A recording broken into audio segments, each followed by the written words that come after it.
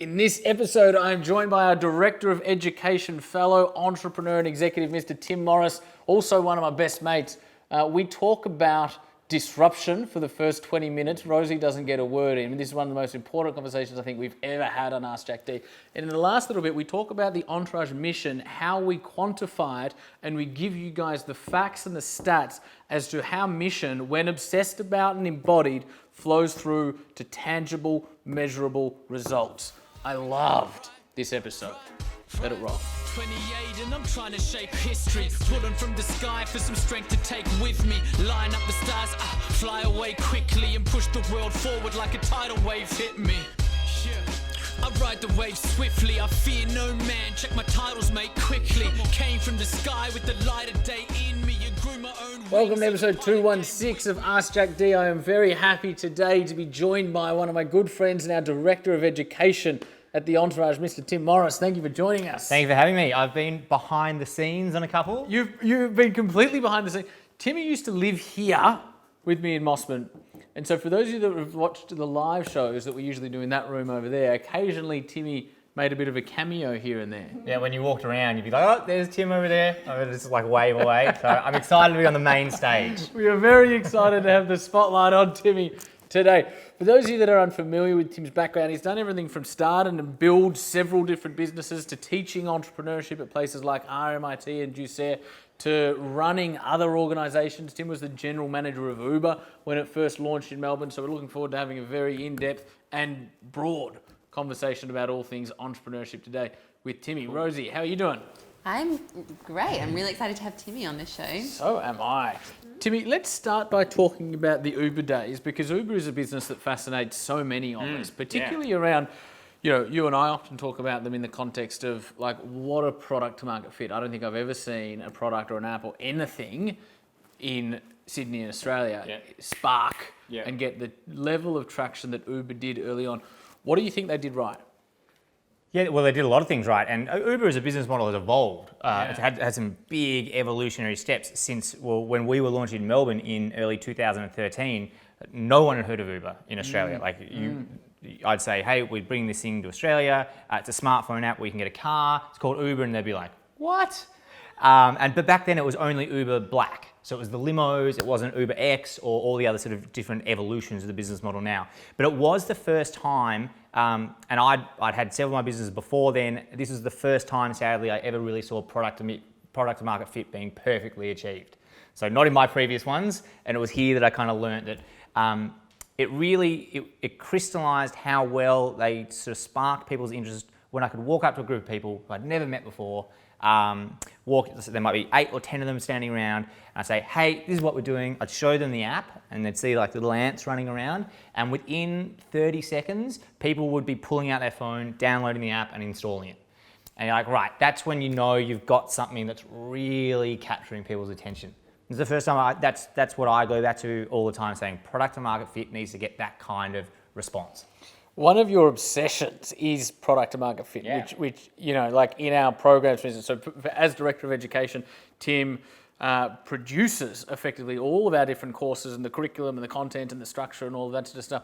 He gets terrible results, don't you, mate? Oh, shocking. What was our latest NPS on the accredited side? Plus 67. So No, it was 74 yesterday you sent. No, that was a build intake. That was one of our unaccredited ones. Gotcha. And then we've got accredited, we've got plus 67. So 67, that's up from 57. Yeah.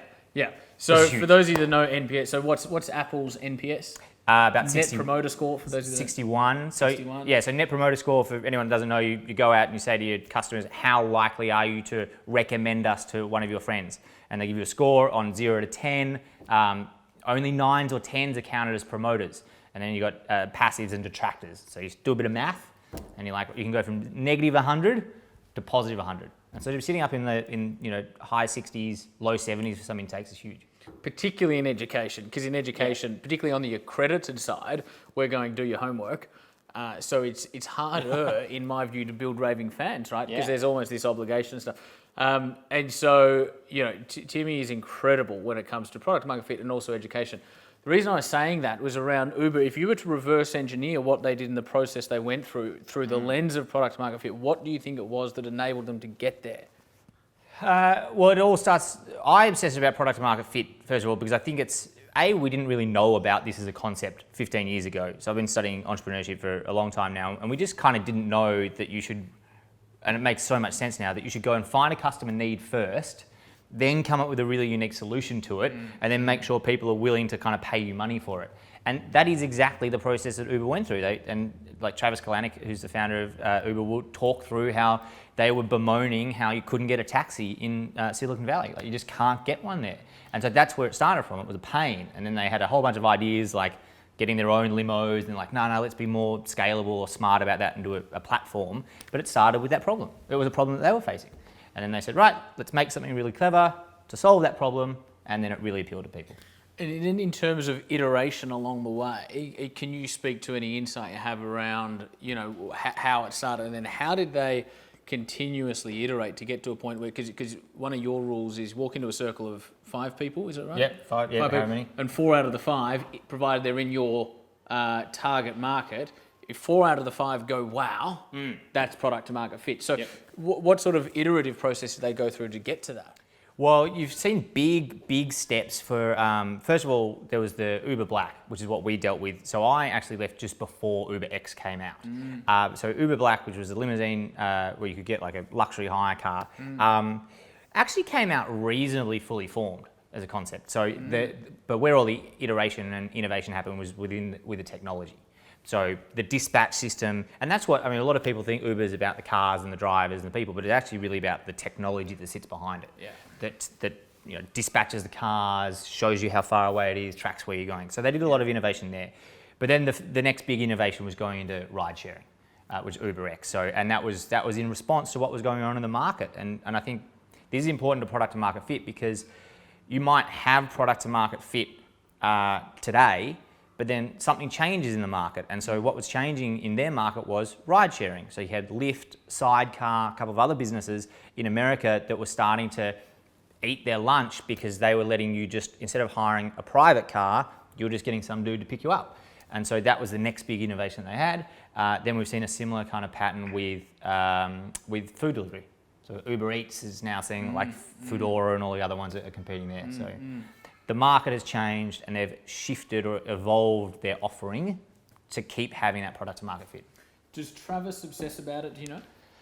I probably couldn't talk to that much. Yeah. I have certainly met him a couple of times. In the early days in San Francisco, I was there when he was talking about launching UberX, and it was because it's like we're not gonna let someone else move into here and disrupt us. We're going to disrupt ourselves. Yeah. So that would obviously come from, that was a pretty early spot, I would say. Yeah. It's not as though, it wasn't, they hadn't made a huge footprint yet. You could see that they were coming, but they weren't, the horse hadn't bolted, which is what entrepreneurs do so often. They just don't pay enough attention. I'm just fascinated by everything with regards to disruption. I was talking to Scotty Farquhar from Atlassian, who obviously started here in Sydney. They started in like I think it was it Mike's apartment? Anyway, they had a tiny office above an adult shop here in Sydney, and now 10, 12 years later, they're listed on the NASDAQ, $4 billion company.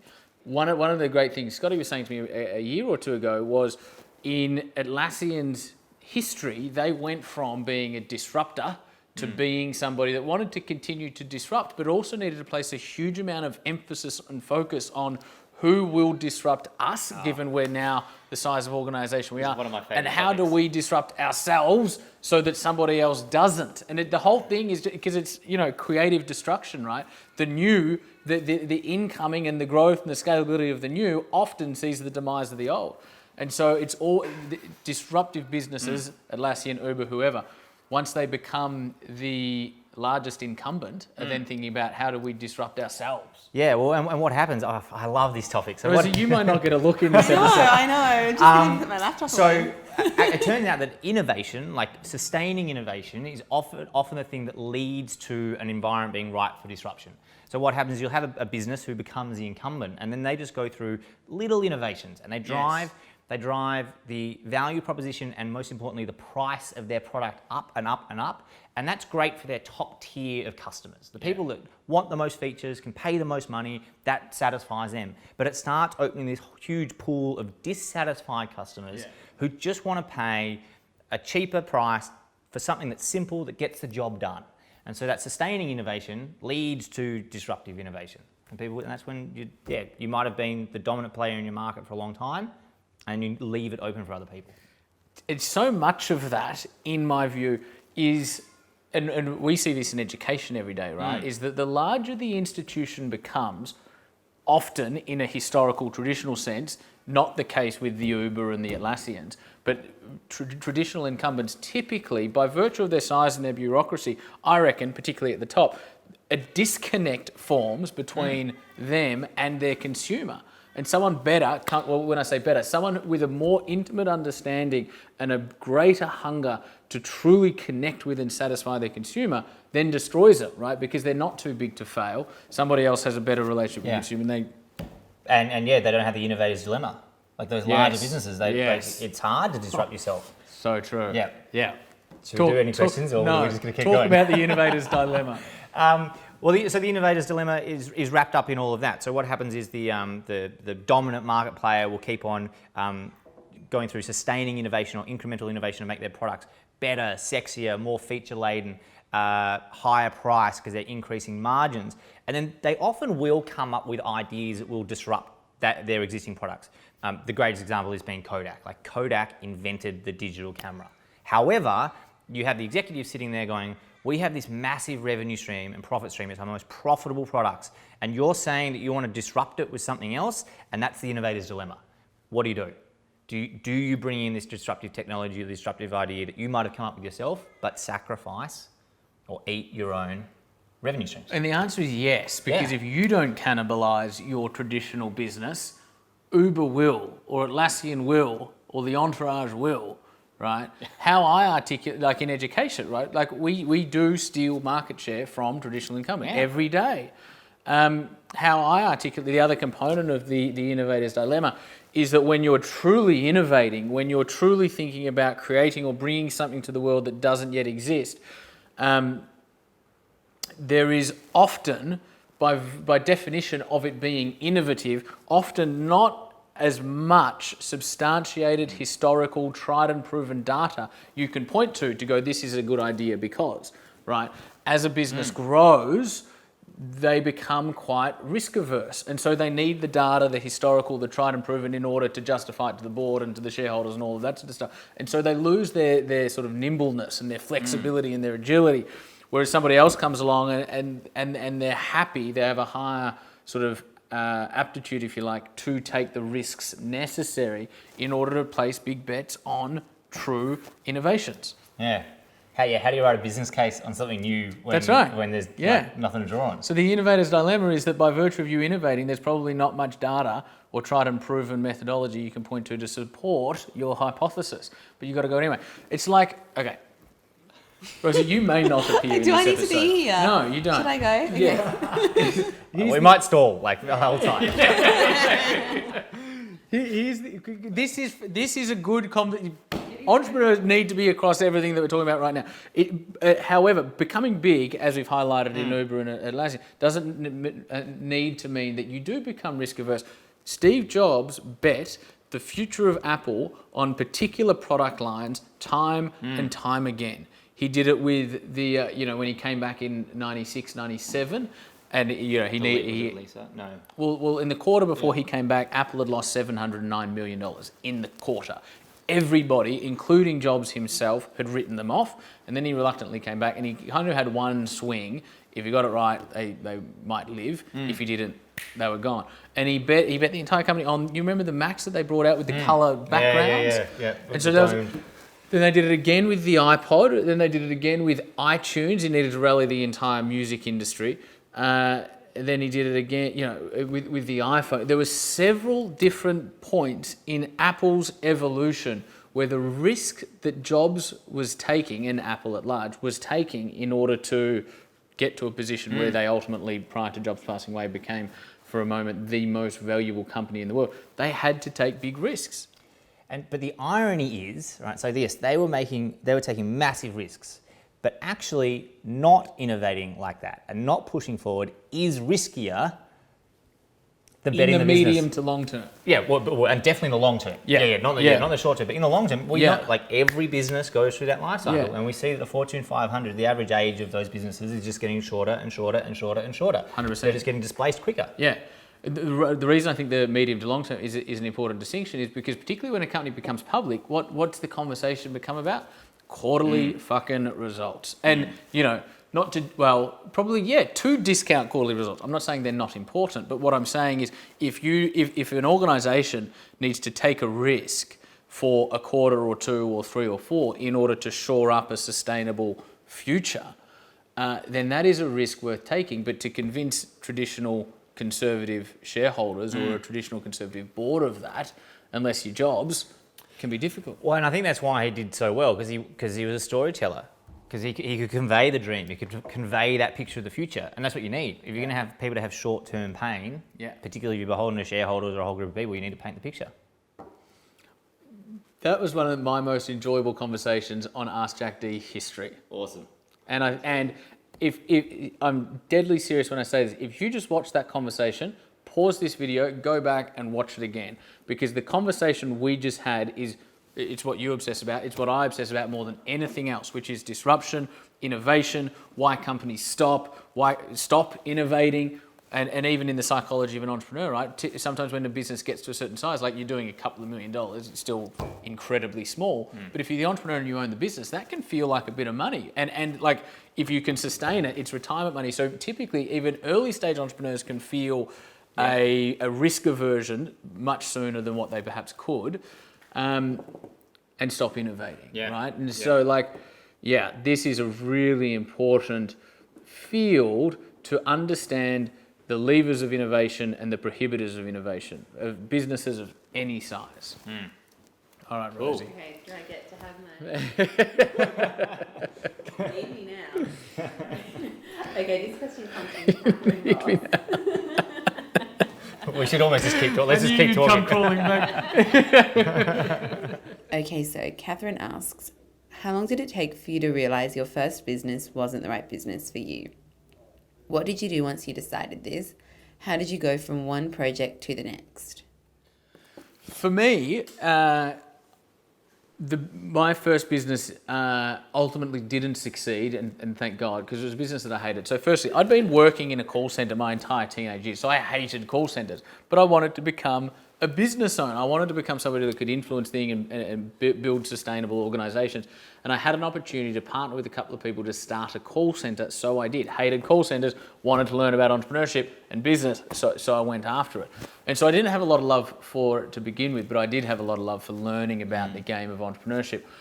I got to a point where I felt like I had learned as much as I could and I would in that environment with that team, right? And then we got it to a point where we spent years in the red, got it back to a point where we were in the black, and so we could shut it down without doing wrong by anybody, if you like, sort of everybody had been looked after. And then it was about, okay, I think I've learned the lessons, don't love it. I think I'd probably grown from like an emotional, personal standpoint to become more aligned with actually doing something that I did enjoy. That became more important to me. So I felt it was okay to walk. So my first business was an innovation consulting business called Dynamic Horizons that I ran for 5 or 6 years with my business partner, a guy called Jason, my sensei, taught me a lot of stuff. 5 or 6 years. Yeah, we ran it for a while. I also dabbled in a number of other businesses sort of towards the latter stage. I think we just decided it was time to move on, different stage of life. My main thing was that I think that that consulting style business, there isn't enough scale in that for me. Like I want something that I can really scale. It's not just dependent on my time. I just thought there could be a lot more creativity injected in what I was doing. I then actually went into a whole series of businesses that it wasn't that I chose to leave them. They just didn't work. And this is part of the reason I love product market fit so much, because I didn't really understand it back then. So I just spent too much money and too much time trying to get business off the ground that I thought were an amazing idea. Yeah. Just no one else did. What kind of ideas? What kind of businesses? What do we have?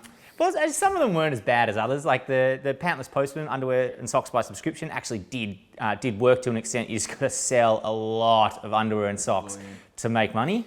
Yeah, like massive volume. But then I had other ones from like a platform, a multi-sided marketplace for e-learning course developers that I managed to, put, maybe $20,000-$30,000 into to build this fantastic functionality, and then no one cared.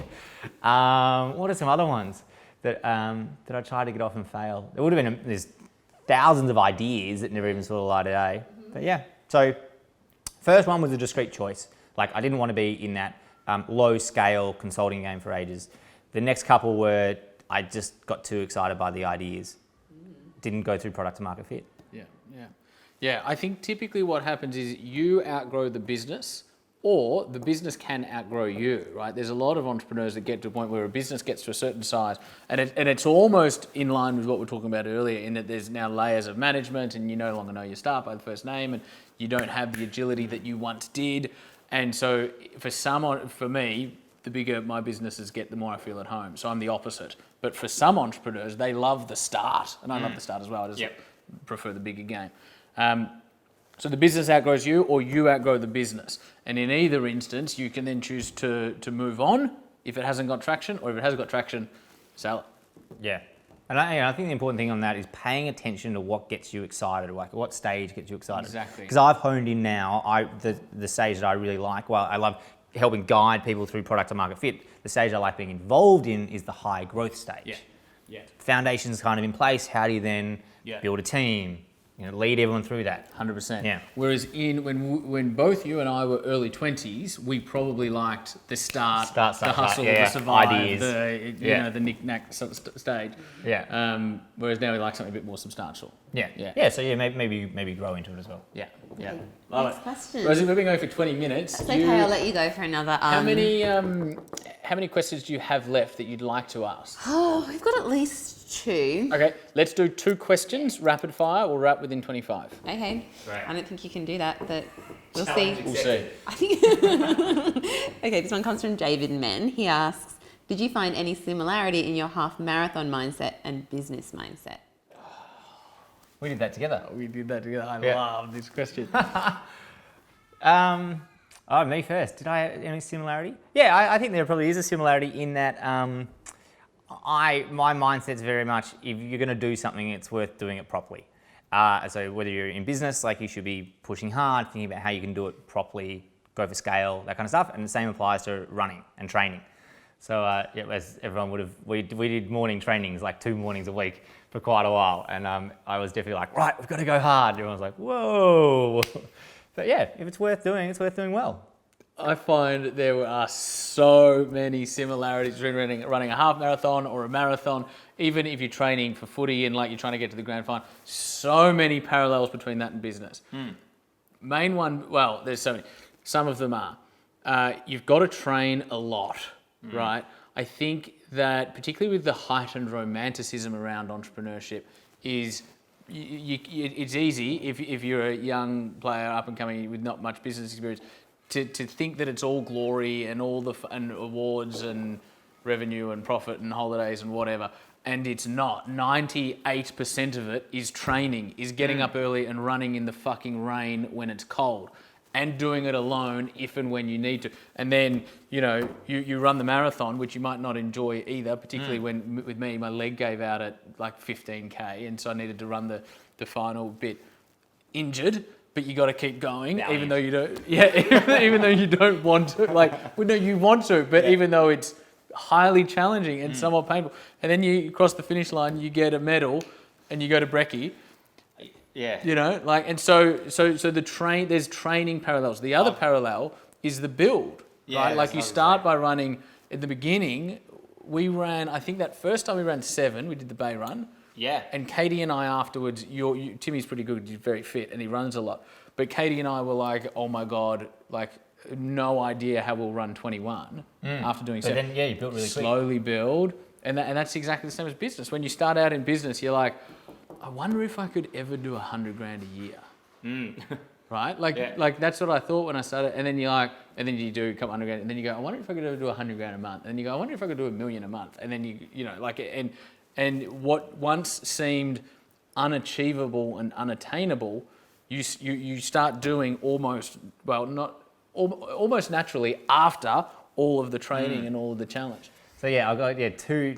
That leads to a thought for me is about how quickly you level up, and that's amazing. Like because it was like 7, and then you're 12, and then you're 16, and then you're 21. So it's like once you've got that foundation, you can really take big strides forwards. And the other similarity is that like crossing the line, finishing it isn't really that. That's not the best part. It's when you reflect back and you're like, remember all those training sessions that we did, remember all the progress I made. Like it's the journey, and that's the same with business. Like it's not often the things that you achieve. Like yes, the milestones are good, but it's often looking back and you're like, well, that was a cool journey. 100%. We're not going to finish on the 25 minutes. I told you. Next question, Rosie. Okay, next one comes from Matt Coolahan from Twitter. He asks, how are you measuring the Entourage's mission? I'll start at a broad level and then you can talk. Details. Yeah. Yeah. So the Entourage's mission, company-orientated ultimate objective, is to become the number one education institution for entrepreneurs and innovators. The world's number one education institution for entrepreneurs and innovators. And so what happens is when we do a recruitment evening, for instance, sometimes we'll be recruiting for 15 roles at once. We'll get sort of 80 job applicants in a room that will have been screened and all that sort of stuff for maybe 6 different roles. And I'll address them at the beginning, and then they'll break off into different sort of groups by role, and they'll go through a kind of group interview thing. And what I do is I write that mission word for word up on the board. Then I go through each of the core fundamental words. So to be the world's, what does that mean? Worlds means we have to be international and in X amount of countries. Number one, how are we measuring number one? Timmy will go into that in a second. World's number one, education. What does education mean to us, and what's our view on education? You guys know I have a very firm view around traditional education and how ineffective it is, and where is education going in the next 10 years, and how do you engage people and reach people's hearts and minds through education. Institution, right? So world's number one, education. So follow me, because we literally, every single word we've thought through and can communicate and articulate. Institution, while we have an informal culture, we do have a world-class culture. We need to be an institution. And so that shows up from what happens when you come to an event, what happens when you enroll in a program, when you come into the Entrepreneur Development Centre, how the tablecloths are ironed right up to the financial management and the operation and the operationalisation of the organisation, right? So every detail needs to be world-class institution for entrepreneurs and innovators. And then we define entrepreneur and innovator and slant everything that we do, because we're not an institution for large corporate CEOs, which would have a very different repercussion on our branding decisions, right? So when we talk entrepreneurs and innovators, that flavour flows through our brand, through our programs, through our marketing, through our culture, through our entire organisation. Timmy, do you want to speak to some of the detail around? Yeah, absolutely. And in the interest of time, Rosie, obviously. Don't worry about it. On the detail side, what we really look at is we look at being the world's number one education institution for entrepreneurs and innovators. We look at how many students are coming in, like how many people are we touching, how many people are we helping on their journey. So we definitely track that very closely.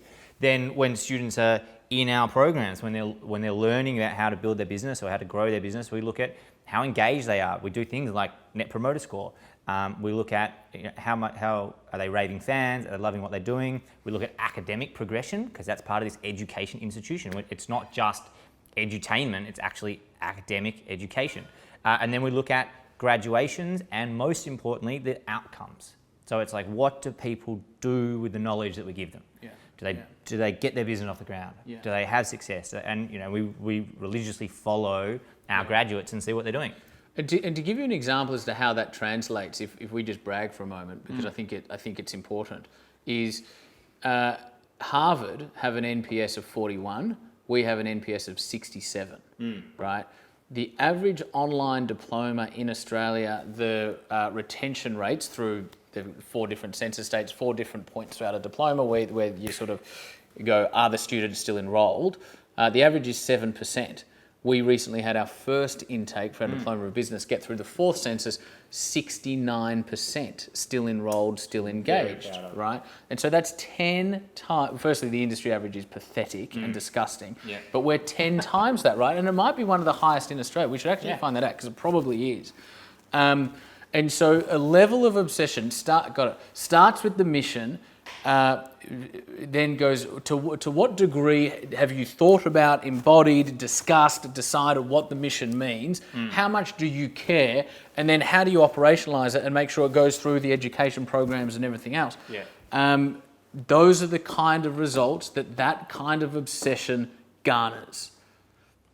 Yeah, and the most important thing about that, I think, is how much does everyone care about the mission and the vision. And that's what everyone at the Entourage, we care about helping people pursue their dreams, build a fantastic business. Like entrepreneurship, particularly, and me specifically, it's like one of the greatest vehicles for change. And we care, and that's why it translates down.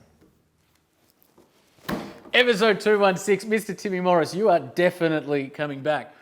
Tim and I were joking this morning. We were just texting each other saying, mate, you're going to make your first proper, appearance on Ask Jack D.